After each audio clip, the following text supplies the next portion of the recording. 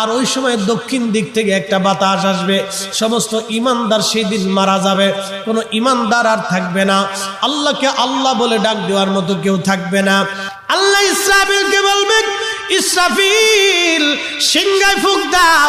আল্লাহর এই ফেরেশতা সিংহা হাতে নিয়ে মুখের কাছে নিয়ে আল্লাহর আরশে আল্লাহর দিকে তাকায় থাকে, একটা সেকেন্ডের জন্য এদিক আর ওদিক করে না।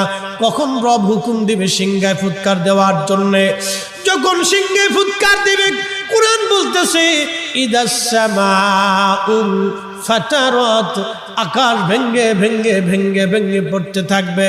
ওয়া ইদাল কাওয়াকিবু তাসারাত, সমগ্র নক্ষত্রগুলি ভেঙ্গে ভেঙ্গে ভেঙ্গে ভেঙ্গে পড়তে থাকবে। ওয়া ইদাল বিহারু ফুজ্জিরাত, সমুদ্রের তলদেশ উদ্দোলিত হয়ে যাবে, সমগ্র পানিগুলি পৃথিবীর উপরে আছাড় মারবে, আর ধুয়ে পাইলে সব পৃথিবীবাসীকে নিয়ে যাওয়া হবে। ওয়া ইদাল কুবুরু